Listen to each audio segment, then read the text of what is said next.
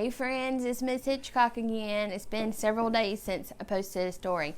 So I have several that we're going to read today together, but before we do stories, I wanted to share with you an activity that I'm doing at home with my kids. So at Christmas time, we like to make salt dough ornaments. And they're really easy to make. All you have to have 2 cups of plain flour. So here's the flour.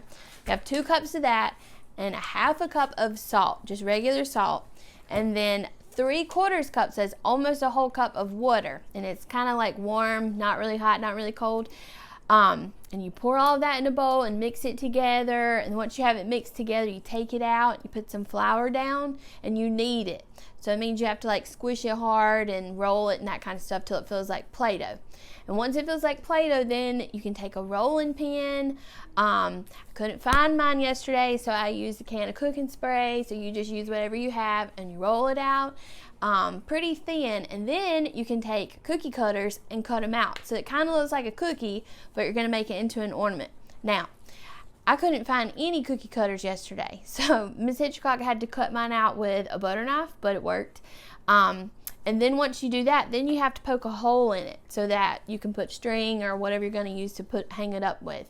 So you have to make sure you do that before you bake it, or the whole thing will break. So that's how you make salt dough ornaments. It's real easy.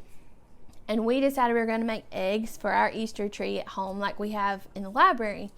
And then we're going to take paint, so I have all kind of paint and supplies out, and they'll get to paint theirs, and I'll show y'all a picture of our tree once we get it finished and decorated. It might be a few days before we get all that done.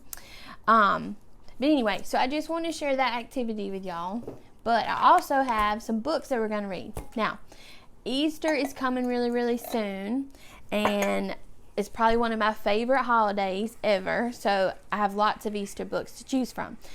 The first one I want to read to y'all is Happy Easter Little Critter, and I love little critter books. Y'all know those are some of Miss Hitchcock's favorite books. So this one is Happy Easter Little Critter, and here we go. It's Easter morning. I bet the Easter bunny has already come. I'll quietly tiptoe downstairs and find all the Easter goodies before anyone else wakes up. But as usual, my little sister is up before me.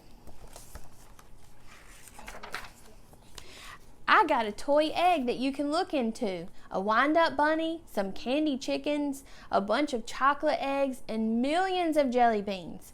The Easter bunny gave my little sister the same things. Dad says that he did that so we won't argue. Mom says we can't eat any of it until after breakfast. After breakfast, we have to get dressed for church. Dad starts the car and we all get in. We do the same thing at our house for Easter.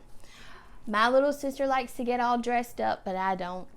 At church, I can't see anything because everybody is wearing funny hats. Do we wear funny hats when we go? Nah. After church, all the kids dye Easter eggs. Oh boy. In their church clothes. I don't know if that's such a good idea. I think my eggs are the best. While the eggs dry, we have a big picnic lunch. Then our parents hide the eggs in the field where you're not supposed to peek. Next, we all line up